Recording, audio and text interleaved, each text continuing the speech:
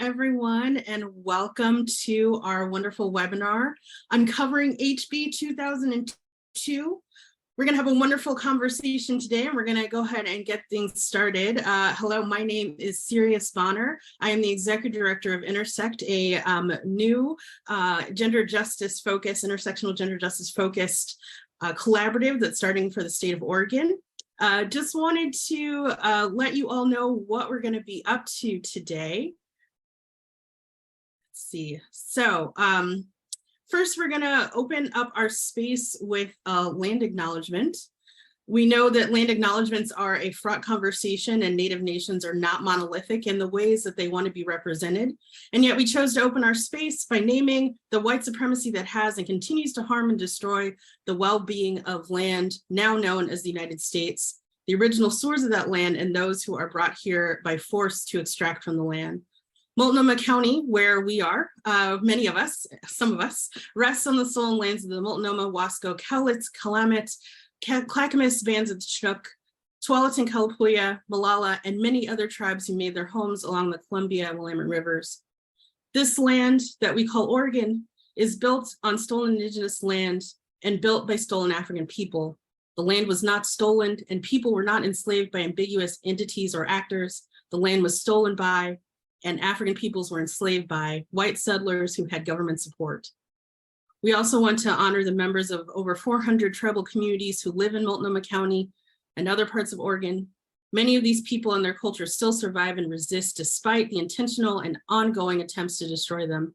Today, these same communities celebrate their heritage, showing resilience and tenacity that would be greatly admired by their ancestors. All right. I want to go over some of our accessibility features in Zoom. Feel free to turn the captions on if you need them. We also have some ASL interpreters with us today. We have Ashley Wilder and Sarah Comfort, and Jamie Pellegrino from LNS Captioning is helping us with captioning. Our agenda today, we will be hearing from a lovely panel of experts who are going to share with us some of their insider knowledge about HB 2002. Then we will have an opportunity for Q&A. We collected some wonderful questions from all of you, and we're going to start with those. But the Q&A section of this webinar will be open, so feel free to add those in, and we'll try to get to them during the Q&A portion of our event today. All right, so let me tell you who's going to be joining us today. Very, very excited to have all of these folks with us. We have Seth Johnstone from Basic Rights Oregon, he, him pronouns, transgender justice lead trainer and organizer at BRO. We have Mariana Garcia Medina, who is the senior policy associate from ACLU Oregon, she, her pronouns. We have Cassie Purdy, who is the policy director for Planned Parenthood Advocates of Oregon, she, her pronouns. Christel Allen, who is a consultant with Seating Justice and Apano, also she, her pronouns. She's also the former executive director of Pro-Choice Oregon. Thank you all for joining us, and let us begin. So, Christel, I'd like to start with you. You have long been in the work for reproductive rights and health in Oregon. Can you tell us a bit about what led up to HB 2002? Absolutely, and thank you so much, Sirius, for including me in this conversation, and just for everyone who's joining us today. I'd love to take a little trip down unfortunate memory lane. As many of you were aware, all of the events that really led up to House Bill 2002 can be traced back to the untimely passing of Ruth Bader Ginsburg.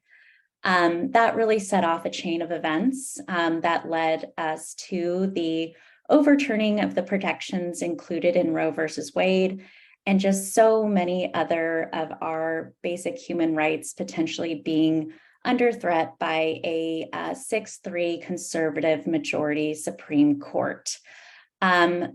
Starting as early as May of 2021, advocates in Oregon, like advocates across the country, recognized that there was a potential ruling that would undermine these essential protections. The case Dobbs versus Jackson Women's Health was something that we knew based on the makeup of our Supreme Court would bring us, unfortunately, to where we are today. Thankfully, though, we live in a state where we have such a rich history of community organizing, of building community power, that our legislators listened to us and trusted us that everything that we have predicted that would happen with the Dobbs decision did ultimately turn out to be true. And because of that, Oregon was ready to start doing some things to prepare for this moment that we are all unfortunately living through today. So leading up to the 2022 short session, advocates, those of the folks who are on this call and more, we started engaging our elected leaders about two major things that we felt absolutely needed to happen to make sure that Oregon was doing everything we possibly could to prepare for this just huge change that our country would be going through. The first is that we advocated for additional investment to shore up our health systems that would absolutely be impacted by other states, neighboring states like Idaho, just passing all-out bans on abortion, as well as additional threats to gender-affirming care, which we've also seen an onslaught of harmful policies passed across the country. So we knew we needed investment, but we also knew we really needed to delve deeply into Oregon statutes to really identify ways that we could be continuing to support people in our state.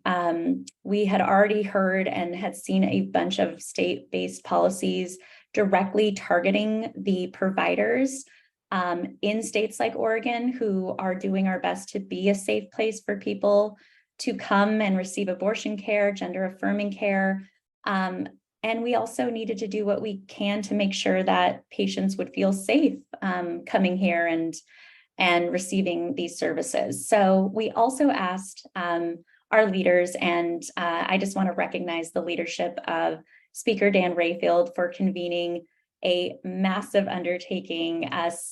Over 70 partners with just a broad set of diverse perspectives came together last summer and really started digging deep into our policies to identify ways to make sure we were really doing everything we could from a legal and policy standpoint. And we not only we really nerded out, we had some incredible participants in that process. And it's been exciting to see what I would love to then pass the mic to our partner, Seth from Basic Rights Oregon, to share more about just us kind of bringing together both the reproductive health world as well as folks who work on gender affirming services and care and advocacy to really start seeing these essential health services as just the same kind of group of basic healthcare that everyone should have available to them to uphold bodily autonomy for every person. That means access. And so just wanted to kind of lift up that this was really the beginning of sort of those bridges that we started to build. And it's something I am excited, and I know that all the advocates on this call just have continued to just build this united front together. And I'll let them share more about sort of everything we've seen as a result of that. But I'll let Seth share more about his important work. Thank you. Hello, everyone. I'm Seth Johnstone. I use he, him pronouns. I appreciate that historical context before sessions started. And I want to take us even further back when we think about gender affirming care, because the work here has really been done by a very strong coalition and lots of community partners coming together in the early mid-2000s to think about what does care look like, since primarily transgender healthcare has been excluded since the 80s, and we've really not seen insurance coverage federally and state-based. And so in Oregon, a lot of different providers from our health systems, from our mental health clinics, in our local communities, transgender advocates came together and said, how do we establish basic healthcare insurance coverage? And that's really where this all began. So I would say walking in the footsteps and moving the footsteps of many people before me who helped put that coalition together, we were able to really identify which committees we could approach to first establish what we accomplished, which was in 2012 and 2015, conversations about transgender healthcare being covered on Oregon Health Plan and on marketplace plans. And so establishing that was really the first step here. But what this group then had to do was look at implementation, and that was tracking denials and looking at, well, what was the list that we just said was the list of procedures that were medically necessary? And unfortunately, over the next, I would say, until 2021, we had quite a bit of tracking to do. You know, what are the procedures commonly denied? What did the community need that didn't actually get seen as medically necessary? And the majority of those procedures were procedures that were sought after by trans women and non-binary folks, things like facial hair removal or facial surgeries, lots of different procedures that were just deemed as cosmetic in the original coverage establishment. And so we also were able to look at workforce issues. I think this coalition had been prepared for this reproductive health and access to care work group organized by the speaker, because we've been looking at what are the barriers for, you know, where are the most wait lists happening, what patients are reporting to their therapists or to their primary care doctors as issues. And so we already had a priority list of these are the things we would like to change, but we didn't know when we were going to get in the door with decision makers. And so I think the timing of this was really looking at also diversifying the narratives of, you know, the folks who need access to abortion and reproductive health care. That was really important at this time as well. And so I think it really fit for, you know, community members and constituents to come forward to their representatives and say, hey, Washington just expanded gender affirming care insurance coverage. Why can't we? And so partnering with community members, partnering with different organizations, and then getting to be a part of this work group, it fit that these two issues needed to be addressed, and we were ready to expand gender affirming care that had been denied for so long. So that's kind of how those two things came to fruition. And here you can see a bit of a timeline of some of that workforce development tracking in parallel to looking to expand insurance coverage. Wow, Seth and Christel, thank you so much for that context and that background, very rich history. And all of that is happening against a backdrop of rising patriarchal white nationalism around the country.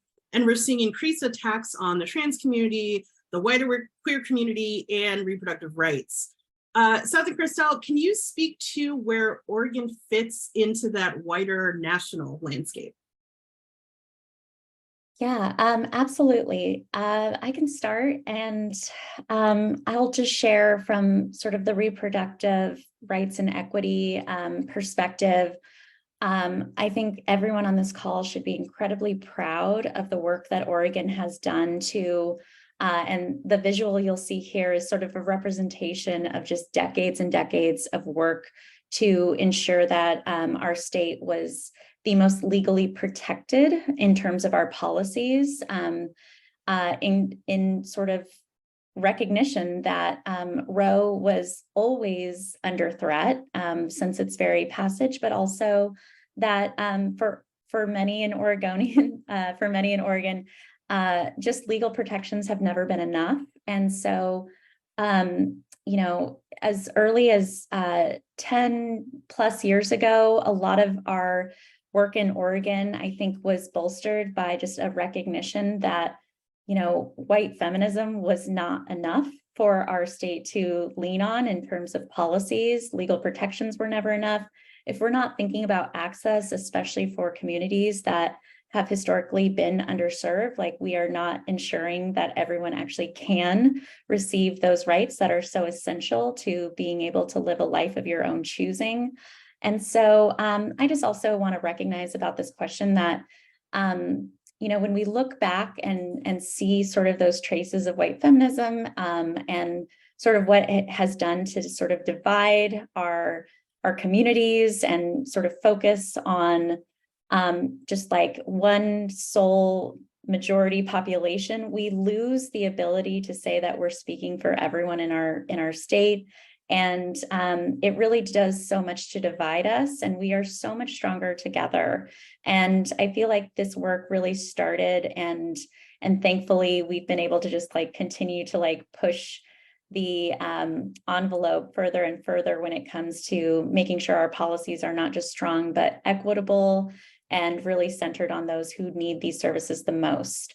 A lot of that work I want to credit to folks who were involved in the BRAVE cohort. And we're seeing just sort of the beginnings of that again through the Reproductive Health Equity Fund, and just being able to invest in so many organizations that are jumping into this work with us, many from culturally specific organizations who are ready to just have these conversations with communities that are asking for more information about both abortion and gender affirming care, and wanting to make sure that these services that are so essential are really available to everyone.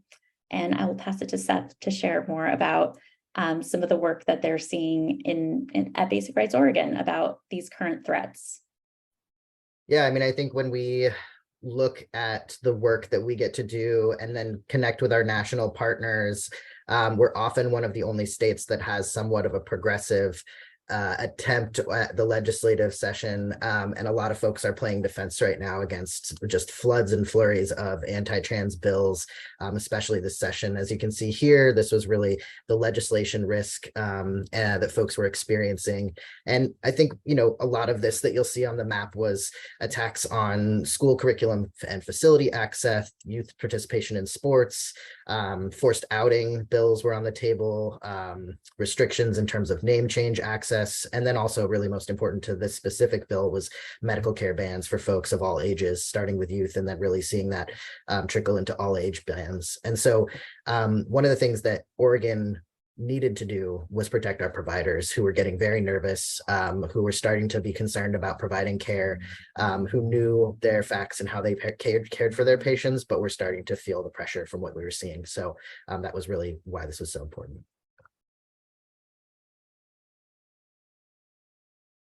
Thank you, Seth and Christel, again for all of that the big picture that we need to understand how we got to where we are now.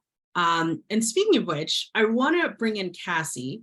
Now, before we talk more about how the bill was made, let's talk about what HB 2002 is.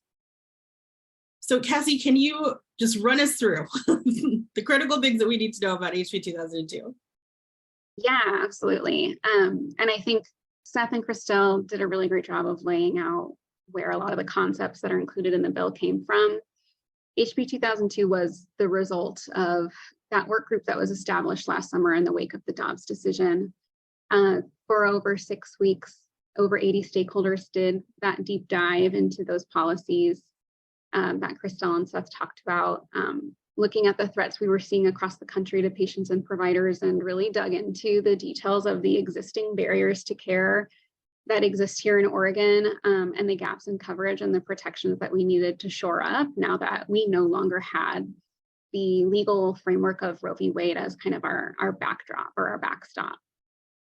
I'll tell you everything that was in the bill, but I want to say at the beginning that this bill was never meant to be a silver bullet. Like, there were so many recommendations that came out of that work group. This was really meant to be a starting point in this new and really rapidly changing landscape. And it actually only included a handful of those concepts and the needs identified by that work group last summer.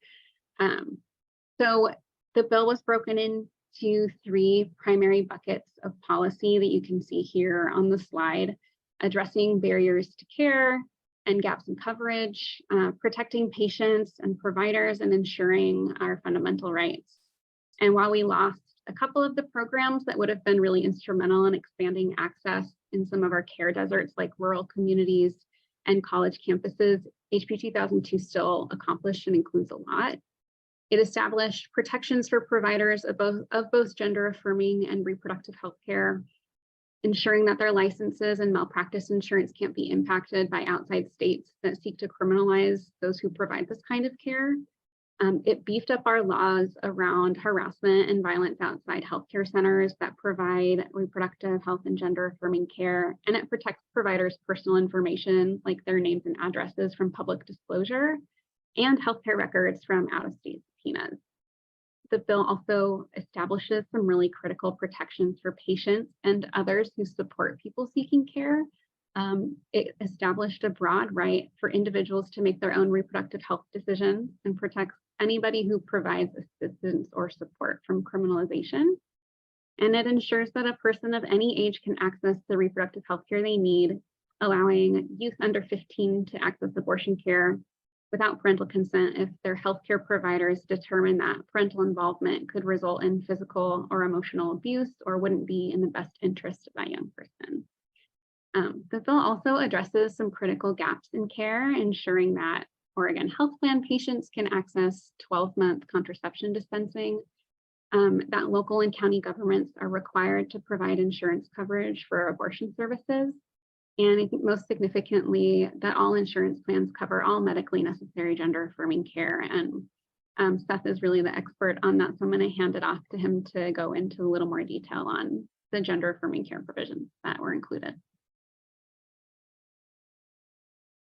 Thanks, Cassie. Yeah, I think what's really important is to look at what was happening, which is bans and cosmetic exclusions for a variety of different procedures, a lot of them that had already been proved through many studies as medically necessary. So a lot of patients were not getting coverage for things like hair removal or facial surgery, but also a lot of trans patients also needed certain types of implants or combinations of procedures, or a step in their procedure wasn't covered.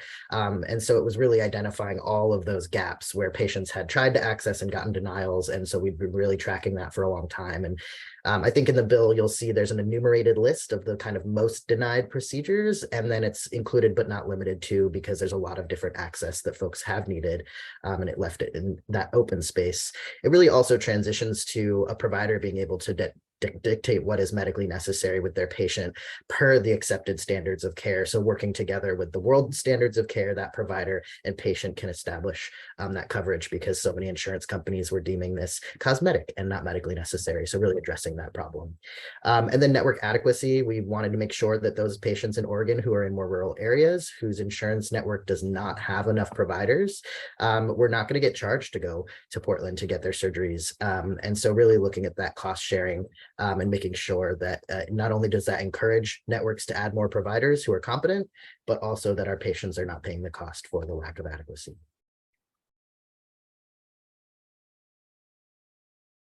Thanks so much, Cassie and Seth, for giving us a really great understanding of what is included in the bill.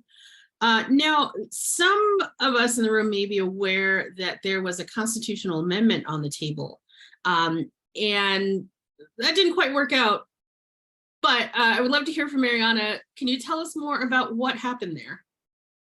Of course, thank you, Sirius. So in the wake of Dobbs, as I said, we had many conversations on how we can ensure strong protections to our fundamental rights here in the state of Oregon and prevent any rollback that we were seeing, across the nation. That was something very important to us. As we've mentioned, Oregon has strong protections for abortion, gender identity, and sexual orientation in statutory laws, which are laws that are passed by state lawmakers. However, statutory law can be reversed by state lawmakers if enough regressive lawmakers are voted into office. So a very strong way to protect our fundamental rights and freedoms is by making that very crystal clear in our state constitution that those rights are protected here in the state of Oregon. The Oregon Constitution can be changed only if more than 50% of voters directly vote for that constitutional language. After that legislature places that constitutional change language on the ballot, or enough voters sign a petition to place that constitutional change language on the ballot.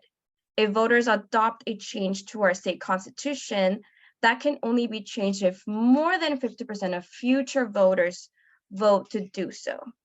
So what we were trying to do with Senate Joint Resolution, or SJR 33, as we may also call it, we asked the legislator to place the constitutional change language on the November 2024 ballot to make it crystal clear in our state constitution that equality of rights on the basis of sex includes fundamental protections for abortion, reproductive health rights, gender identity and gender affirming care, and sexual orientation and same gender marriage. There was overwhelming support for SJR 33 amongst Democratic legislators as well as everyday Oregonians. However, Republican senators opposed it. They appeared to be bringing to Oregon what we have seen nationwide, which are ultra-conservative politics of hate, like what we've seen in states like Florida, Texas, and Idaho that have engaged in relentless attack and ugliness against pregnant people and trans people. Oregon Senate Republicans knew that they did not have the votes to stop this popular bill, so they leveraged their 6-week legislative obstructionism to successfully stop SJR 33. Although this did not pass, all our organizations are committed, ACLU of Oregon, Basic Rights Oregon, and PPO are committed to continue fighting for this constitutional change and to bring it to Oregonians so they can directly vote for this. And I invite you all to sign up to a listserv so you can get updates on this campaign and the continued developments. Thanks, Mariana, for sharing more about SJR 33. Now, you and Cassie were both on the ground and were able to watch all of this develop in real time. What are the key parts of that story that you want to share with this audience today?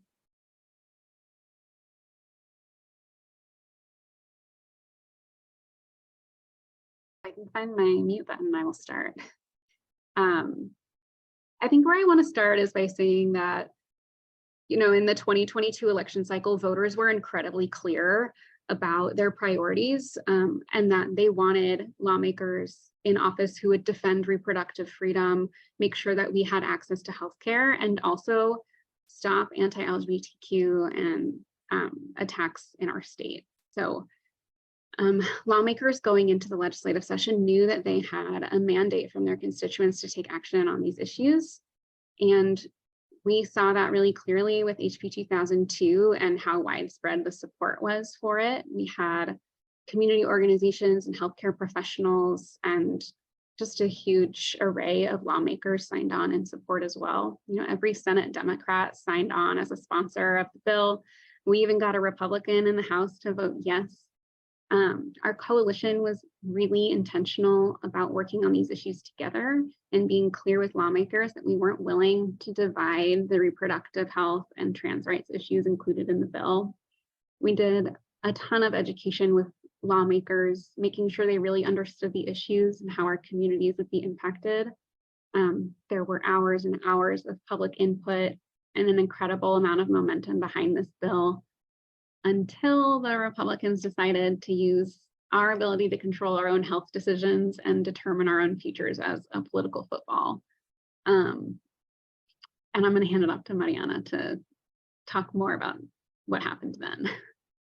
Yeah, so the 6-week Republican obstruction prevented all bills from continuing their path in the legislative session that had not yet gone through the Senate.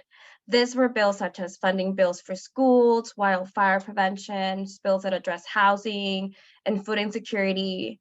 So every bill was blocked and could not continue without Republicans showing up to work. This move was designed by Senate Republicans to deny Oregonians our fundamental freedoms and the essential healthcare we needed here in the state of Oregon to continue surviving and thriving. And although it was meant, this tactic was used in a hateful way and to divide us, advocates for reproductive health, LGBTQ rights, gun safety, civil rights, labor movements, education, criminal justice reform, and housing, and more, all came together in solidarity to call out Republicans for their obstructionism and demand that they return to work. We held actions such as we had a pink slip actions where constituents were able to write a message to Senate Republicans and express the disagreement and frustration that most Oregonians felt with this undemocratic Republican tactic that was stalling the session. But what was beautiful is that we stood unified for trans rights, for reproductive health. We all showed up. and for all Oregonians access to food and housing, gun safety. And we were unwilling to be divided despite the different issues that we advocate for, despite the different populations that we represented. And we came out together, stronger together, and demanded that Senate Republicans return to work. I'll pass it back to Cassie on how that went. Yeah, I mean, we all know eventually what happened. The Republicans eventually came back and we were able to complete session, and there was a flurry of bills that were passed the very end of session. And I don't think that any of us will ever really know exactly what happened in those negotiations during those last couple of weeks of session. But what I can say with confidence is that because our coalition was so strong and so clear about our values and our bottom lines, we were able to get a lot more accomplished than we might have with HB 2002. And I want to make sure that walking away from this, we're all also really clear about where the responsibility lies for what was lost. And that's the extremely conservative, anti-abortion, anti-LGBTQ Republicans who held up session for 6 weeks and put so many important resources for our communities on the line in doing so. Childcare, wildfire relief, food access, school-based health center funding. There was a lot that was left on the table because they decided to play political football with our lives. And I think what this session showed us is how important it is for our movements to align, to keep working together, and to make sure that we're holding lawmakers' feet to the fire when they try to play politics with our lives and with our bodies.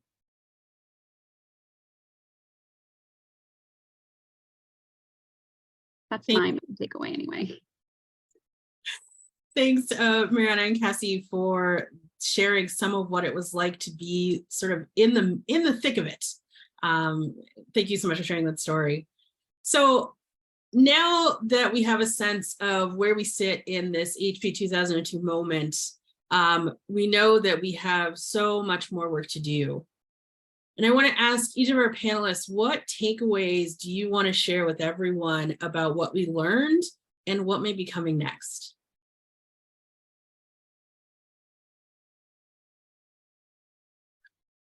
Yeah, I can jump in first and say, I think one of the things we learned is that anti-abortion and anti-trans politicians will stop at nothing to attack our fundamental freedoms and our rights to control our lives. The tactics we saw this year in Oregon, we've been seeing all across the country, and we're not immune to what we're seeing happen on a national level. And I think for us, this means that we're more committed than ever to doing that deep movement building work to shift the narrative and shift the culture around these issues, that we're continuing to destigmatize abortion, continuing to make sure people understand that we all have the right to exist and to get the care that we need. And this work will not stop. We got to keep pushing.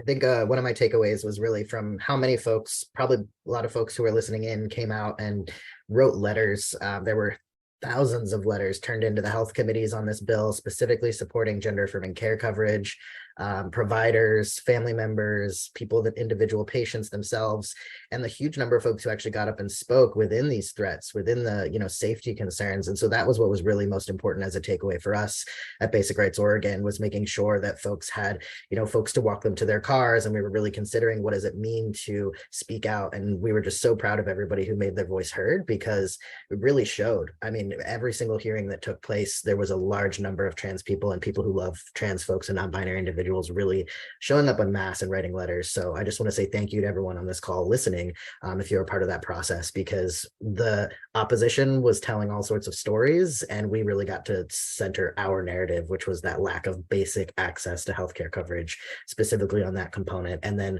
the needs for bodily autonomy and abortion access and reproductive healthcare access. So yeah, just want to say thank you to those who showed up, because it showed.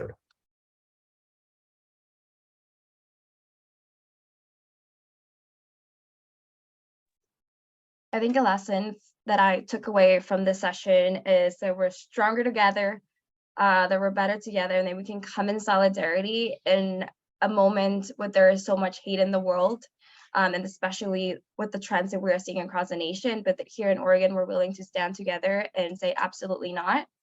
And although the ballot measure referral SR33 did not pass this past session, we really have an opportunity to keep building from that momentum to ensure that we are going to be protecting everyone's fundamental rights here in the Oregon, and that it's an opportunity for us to continue building this movement, thinking forward on how we are making sure that we are including all communities, especially those communities that have been left behind in the movement for so long, and making sure that we're centering on them and that we are creating this movement, but making sure that it's actually intersectional this time, and that we are including all those communities, and we're continuing to have deep building here in the state of Oregon. I think there's like two very special points that I just am feeling a lot right now. I want to give flowers to Cassie, Mariana, and Seth for just so much incredible work during this last session.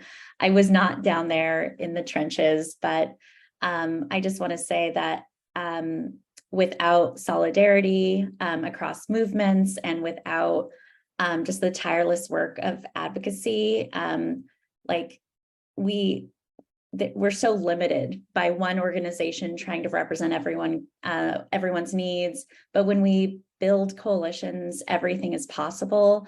And the second thing I would just want to say is, yes, like this work is hard. This work needs more funding. It needs to be sustained. But also I'm incredibly hopeful. I mentioned earlier that we have resources in Oregon that are able to continue to help build this movement. We're going to share a link in the chat to Seating Justice's Reproductive Health Equity grant process that is currently receiving systems change grants. And I'm excited that if the grants that look anything like the grants we received earlier this year, we're seeing so many new types of organizations jump into this work. These grants are available to organizations that work both on reproductive equity and expanding gender affirming care access. And just want to encourage those who are potentially new to this work that you are welcome into these coalitions, and everyone has a place to work in solidarity together to achieve the things we need to achieve.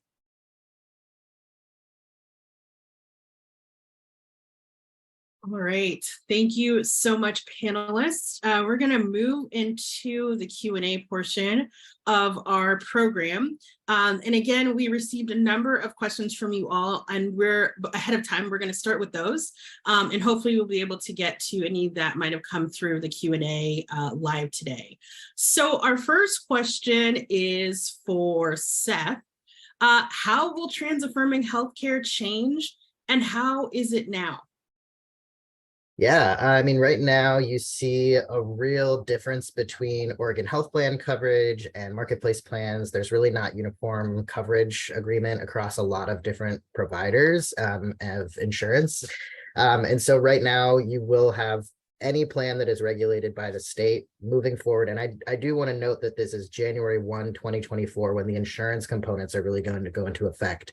The bill, yes, was signed and went effective 23, but for plans beginning and being renewed, they have time to really start to implement some of these things until January 1 of 2024. So for folks who are curious when this access will really shift, I want to give that note.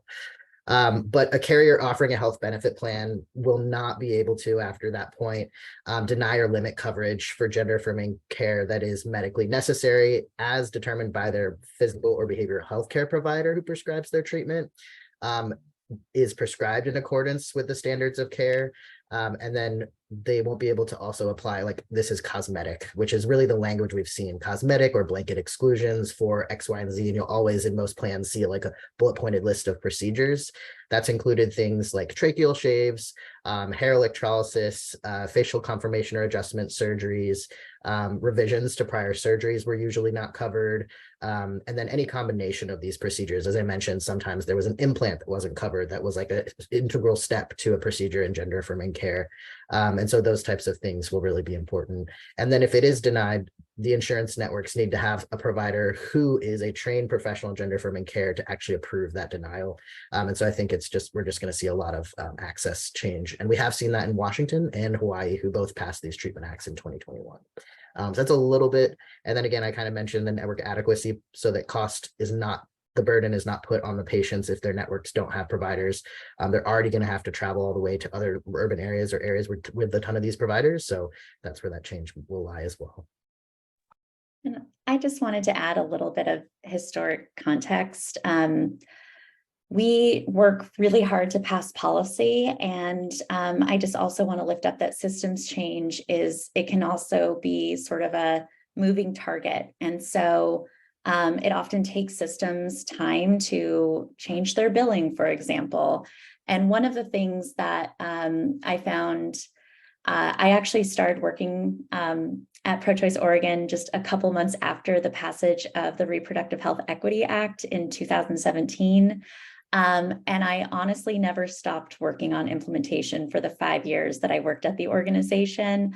And one of the things that was most helpful was when folks would come to our organization and tell us stories about denials and be like, I thought we changed a law. And having those stories and having people work with us with those real lived experiences was the reason why we were able to work with agencies and do a full assessment of RHEA a few years later and actually really move the dial forward and be like, we're not crazy. They are really like not changing their systems. And that's what the test found from our agencies. And since then, we've been able to make a lot of progress in ensuring that all of these systems are caught up and people are no longer being denied care for all of the RHEA services. And so we learned a lot, and I'm hoping that we will continue to kind of use those best practices to make sure that folks are also in the future not being overcharged for gender affirming services. And I want to acknowledge Katie's question in the chat that, is there policy work being done to increase the access in rural areas? I think what we're really going to see is a lack of workforce development. And so that's the area to look at as well. And that was already happening parallel for hair removal providers. But I think in all access now, we're going to really need to work on education of providers, competency of those providers at different levels. So that is the continued work that will be done, is to build the workforce to meet the need, especially with some folks moving here from other states.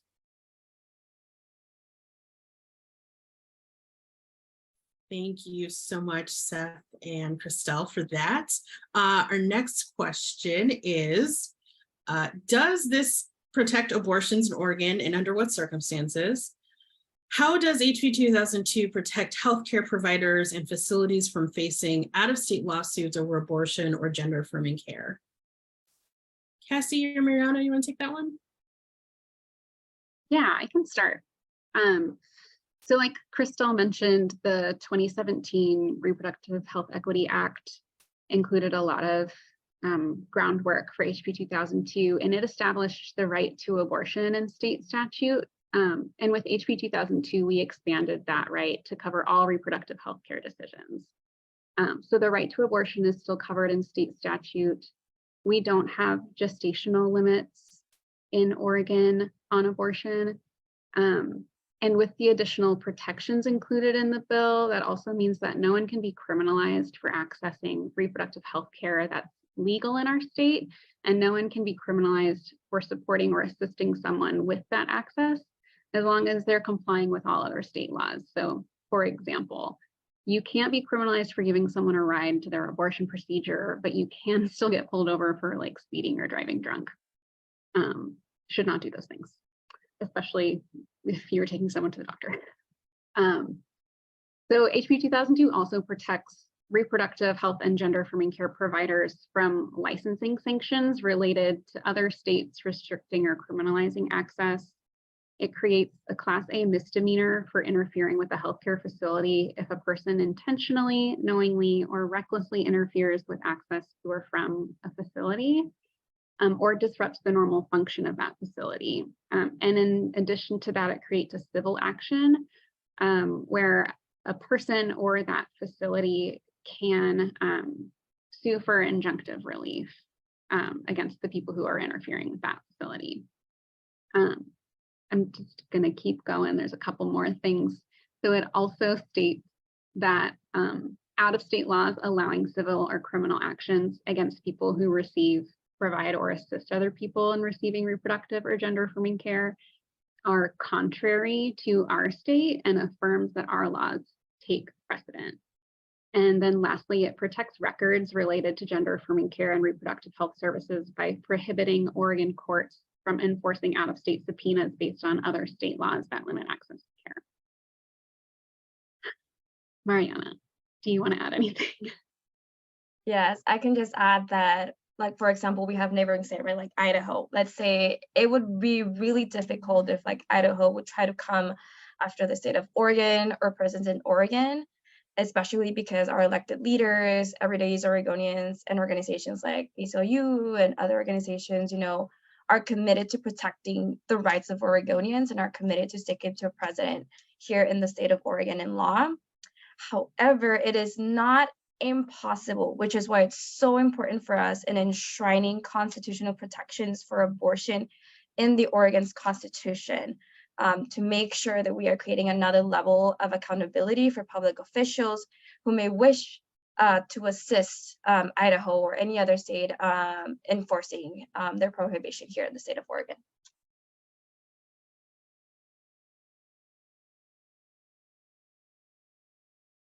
Great.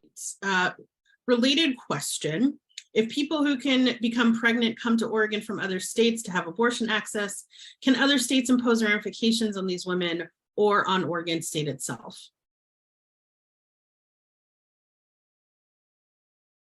I think I spoke to that a little bit in the previous question. So just to reiterate, the language in HB 2002 protects health records related to gender-affirming care and reproductive health services.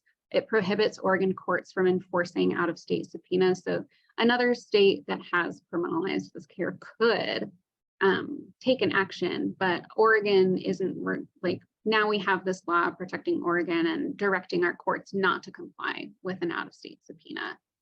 And we sort of affirmatively state that you cannot be criminalized for accessing this care or supporting someone in accessing this care. So again, like Mariana mentioned, like, things can still happen, but we've done everything that we can to make sure that people are protected in our state law.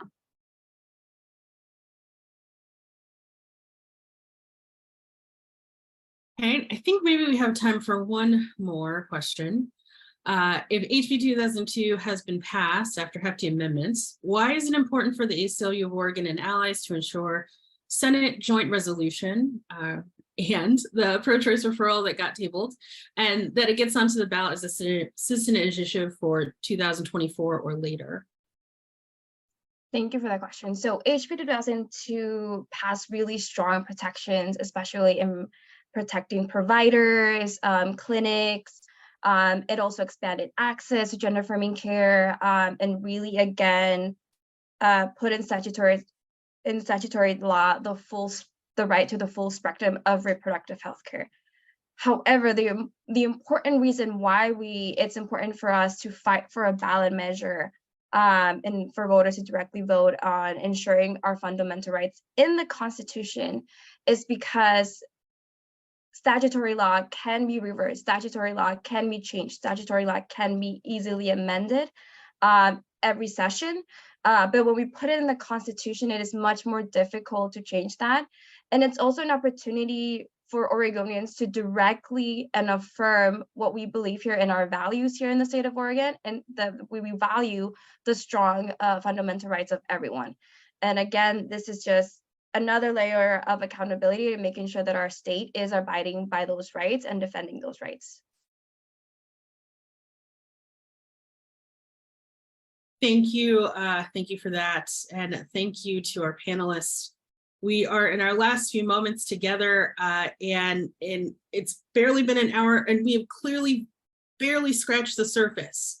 So I apologize if we didn't get to all of the many questions that came in ahead of time and today, but we have some time to actually get to all of this and understand it more.